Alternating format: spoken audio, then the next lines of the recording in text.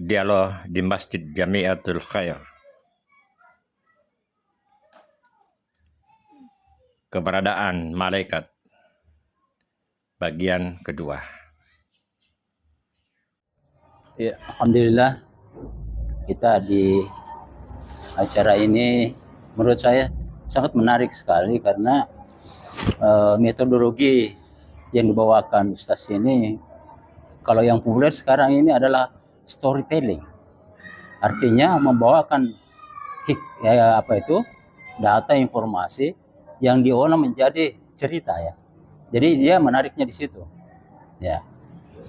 Ini satu metodologi yang menurut saya memang harus kita bisa manfaatkan.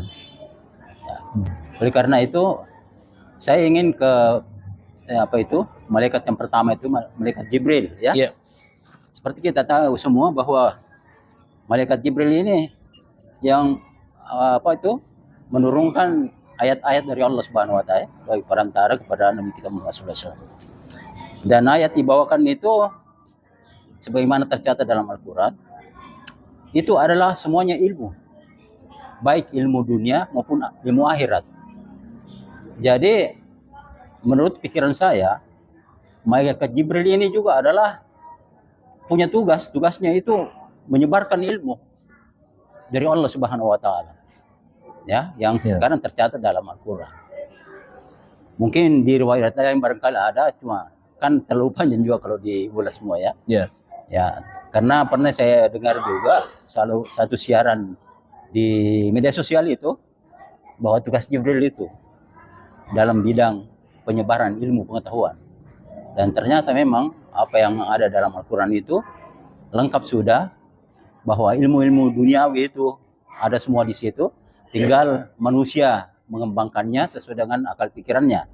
Jadi Allah mengatakan afala taqilun, afala tatafakkarun. Jadi itu dasarnya. Ini bukan pertanyaan Ustaz, ya, hanya sekedar tambah-tambahan. Kita sharing satu sama lain sehingga kita lebih yakin lagi bahwa malaikat ini memang tugasnya sangat mulia gitu ya. Karena untuk kepentingan hamba, apa yang kita maksudkan dengan manusia itu. Ya. Jadi semua apa yang diciptakan Allah Subhanahu wa taala dengan perangkat-perangkat malaikatnya itu tidak lain kecuali kepentingan manusia sebagai hamba. Makanya Allah mengatakan tidak kuciptakan manusia dan jin itu kecuali untuk menyembah kepada aku. Jadi apalagi alasan kita untuk tidak menyembah Allah Subhanahu wa taala? Karena semua sudah diberikan. Ya. Kebutuhan sudah terpenuhi segala macam. Jadi keterlaluan seorang manusia. Jadi kalau dia tidak mau menyembah Allah Subhanahu wa taala, ya. Wa maliya la abdulladzi fatarini wa ilaihi turja'un. Saya tidak mempunyai alasan sedikit pun untuk tidak menyembah Tuhan sebagai pencipta.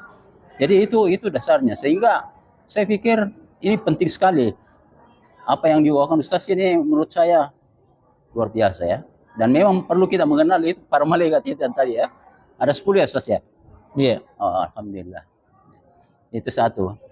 Kemudian ada pertanyaan mungkin tidak terlalu berkait dengan itu. Barangkali Ustaz pernah mendapat informasi mengenai sholat sunat. Iya. Boleh ya?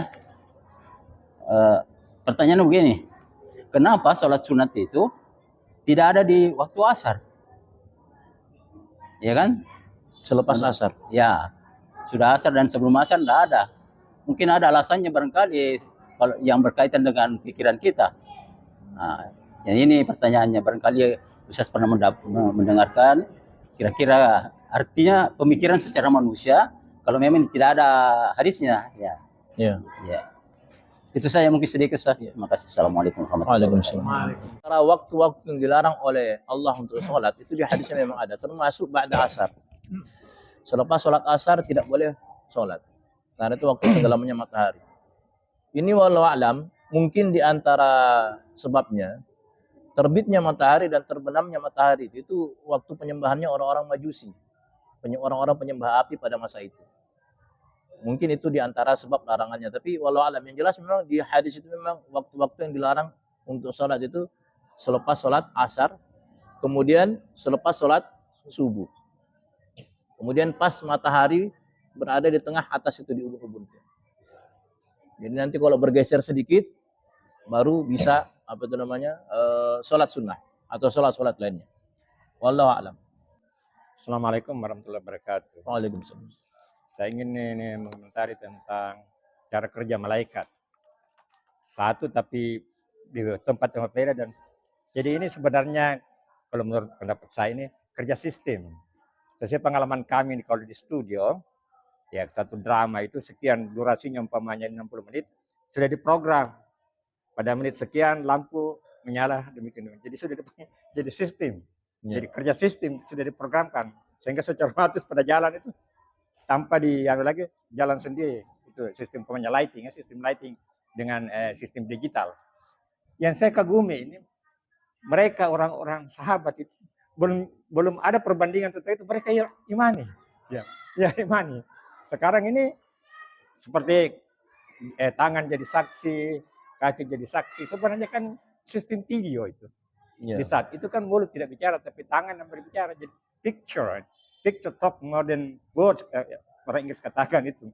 Kadang-kadang gambar berbicara lebih daripada kata-kata. Jadi ini, tapi itulah para sahabat itu sebelum ada perbandingan, mereka sudah yakin kalau kita saat ini sudah banyak perbandingan ya, sudah bisa semakin nyata apa yang Allah sampaikan. Saya kira itu saja, Ustaz. Terima kasih. Assalamualaikum warahmatullahi wabarakatuh. Iya. Pastinya sudah banyak contoh-contoh orang lebih cepat bisa meyakini. Iya. Ayat-ayat itu dulu itu. Ya. Ya wallahu alam. Jadi memang seperti itulah. Cuman dan ini tadi seperti Sayyidina Umar bin Khattab ini kan masa hidupnya memang sebagian riwayat mengatakan bahwasanya tidaklah Umar memasuki satu pintu kecuali setan itu ambil jalan lain untuk masuk. Jadi beliau umpama masuk ke Madinah melalui gerbang apa begitu, maka setan tidak berani lewat situ tuh. Cari jalan lain untuk masuk. Jadi umpama beliau masuk lewat pintu itu di masjid, maka pasti setan lewat situ tuh, tidak berani lewat situ. Jadi sebagian riwayat mengatakan kalau Sayyidina Umar bin Khattab duduk di suatu tempat, sekitar penafsiran, maka 40 hari 40 malam itu setan, iblis, jin, tidak ada yang berani duduk di situ. Ini memang luar biasa Sayyidina Umar bin Khattab itu. Makanya ketika beliau diceritakan mengenai Munkar Nakir, keadaannya begitu, beliau tanya dulu, bagaimana yang sekarang ini Umar? Langsung, iya, ini Umar yang akan masuk kubur, imannya sama seperti yang hidup. Oh, kalau begitu tidak masalah ya Rasulullah. Yang beliau khawatirkan jangan-jangan bukan begini Umarnya ini. Dan ternyata betul. Wallahu a'lam. Sampai malaikat pun terkagum-kagum ya dengan imannya Sayyidina Umar bin Khattab. Luar biasa. Itu ada bertanya? Ya. Tapi memang itu hadisnya ya ada. Ada. Ya. Jadi laporan. Jadi tujuannya adalah bahwa sholat asar itu jangan ditunda-tunda. Kerjakan pada waktunya. Jadi sangat itu orang-orang yang menunda-nunda sholat asar ini, ya posisinya bagaimana?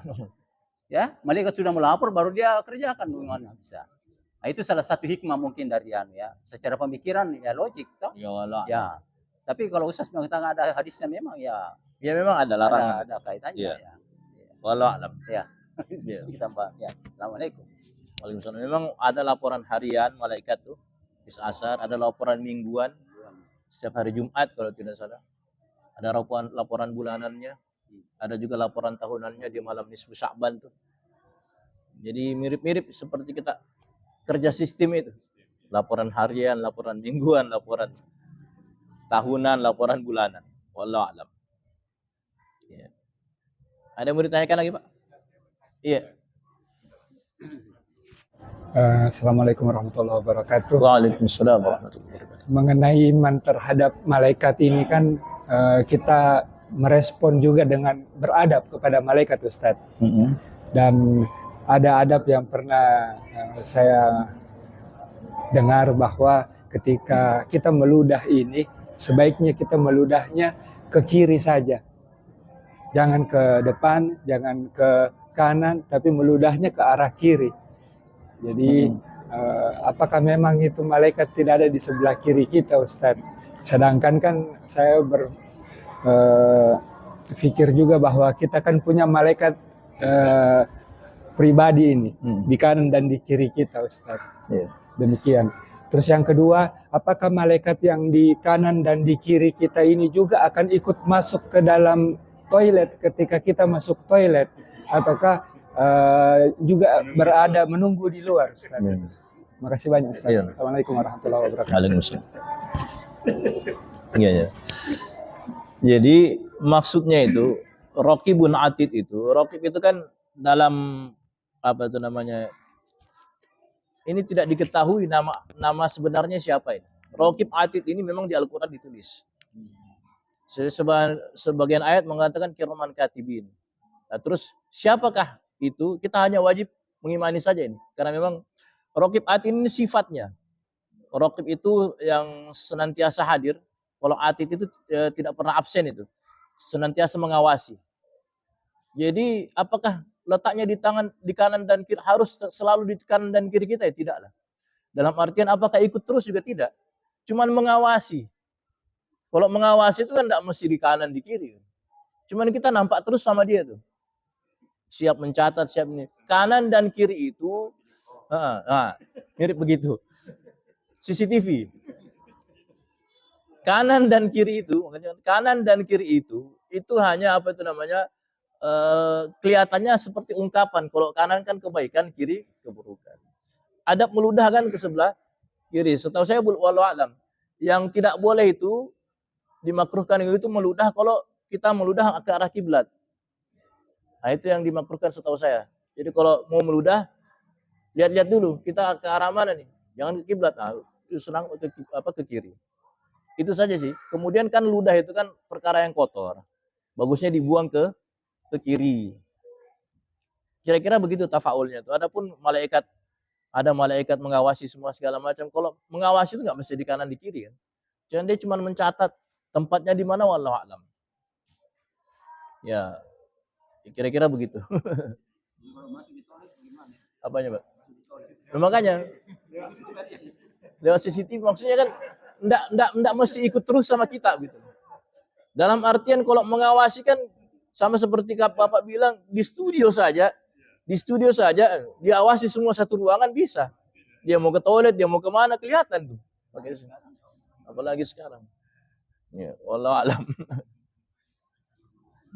Iya, sama-sama. Jazakallah. Wa iyyaka. Ada pertanyaan lain mungkin, Pak? Lanjut ya. Baik, bismillahirrahmanirrahim. Kemudian hadisnya yang pertama yang kita sudah masuk ke hadis yang kedua. Beriman kepada malaikat. Fa akhbirni anil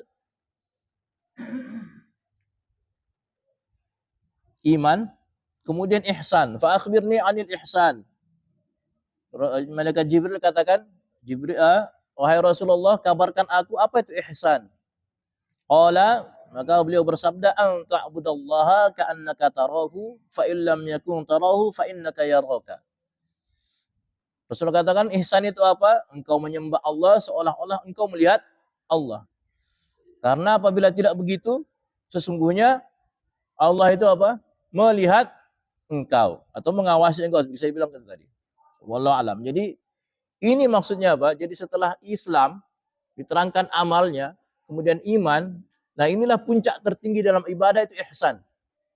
Ihsan itu apa? Merasa diawasi oleh Allah. Nah, ihsan. Merasa diawasi oleh Allah. Kalau tidak, apa seolah-olah beribadah itu seolah-olah melihat Allah. Seperti sudah saya umpamakan kemarin, kalau kita ketemu sama seorang yang raja mungkin ya, bupati atau apa, itu akan luar biasa, pakaiannya sudah bagus, perasaannya juga tunduk, tidak berani macam-macam. Apalagi kalau dipanggil ke istana negara dan sebagainya. Dan ini kita mau menghadap kepada rajanya, para raja yang menciptakan raja-raja di dunia. Maka tentu kita harus punya perasaan, betul-betul perasaan takut kepada Allah Subhanahu wa taala. Jadi ihsan ini biasanya nanti ke takwa dia. Merasa diawasi oleh Allah, merasa dilihat oleh Allah, merasa hidup di bumi Allah, di bawah kolong langit Allah, makan rezeki dari Allah 24 jam, berhajat kepada Allah Subhanahu wa taala. Maka inilah ihsan ini sebagian mengatakan inilah tingkat ibadah yang tertinggi, yaitu ihsan alias ikhlas. Kalau sudah merasa diawasi oleh Allah, maka pasti akan ikhlas untuk beribadah. Bukan hanya untuk riak dilihat oleh orang. Jadi karena penyakit hati itu luar biasa, Pak. Kadang kita sudah ikhlas ke masjid, sampai di masjid orang banyak rame, kita di saf awal, mulai lagi tuh agak sombong-sombong sedikit. Wah, saya sudah di saf awal nih. Nah, ini harus selalu dilawan. Wallahu alam. Cukup ya? Mungkin ada yang mau tanyakan lagi? Ada pertanyaan?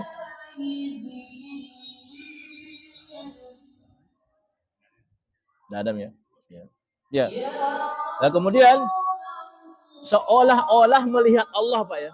Jadi seolah-olah melihat Allah, bukan berarti kita bayangkan itu Allah bagaimana, tidak boleh. Jadi kita tidak boleh bayangkan ketika sholat, ada yang mengatakan bayangkan itu lafaz Allah, tidak boleh begitu. Ya kita seolah-olah betul-betul menghadap Allah, udah itu aja tingkatannya. Jangan sampai dibayangkan. Karena kalau dibayangkan nanti akan membentuk satu makhluk yang akhirnya menyerupakan Allah dengan makhluk. Ini akan jatuh kepada kekufuran. Laisa kamitslihi syai' wa huwas samiul basir. Kemarin kita kaji. Tidak ada. Makanya kemarin kita katakan Allah itu tidak bertempat. Karena kenapa? Bertempat itu cirinya makhluk.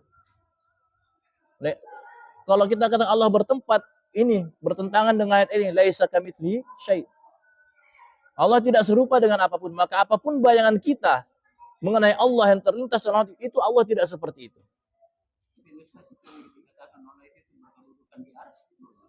Nah, itu kemarin kita sudah bahas. Tidak ayat di Al-Quran yang mengatakan Allah bertempat tidak cuma satu. Aras memang ada mengatakan Aras Ar-Rahman, Al-Arsy istawa dan lain sebagainya. Tapi di dalam Al-Quran juga diceritakan Allah Subhanahu ketika Nabi Musa menemui Allah di mana? Di Bukit Tursina. Di Aras apa di mana? Di Bukit Tursina. Rasulullah menemuinya di mana? Di Sidratul Muntaha. Ya toh? Waktu Isra Mi'raj. Tapi Nabi Musa di Bukit Tursina. Ada ayat lain mengatakan wa huwa ma'akum aina ma kuntum. Allah dimanapun berada, bersama engkau dimanapun engkau berada. Apakah Allah ada di mana-mana? Ini bahaya juga ini keyakinan begini. Iya kan? Wa idza sa'alaka ibadi anni, kata Allah di surat Al-Baqarah, fa inni qarib. Wahai Muhammad, kalau orang-orang bertanya tentang saya, katakan sama mereka, aku dekat. Loh, dekat bagaimana dekat? Apa di Aras? Kita disuruh sujud. Kedekatan paling posisi yang paling dekat seorang hamba dengan Tuhannya ketika bersujud. Loh kok dibawa?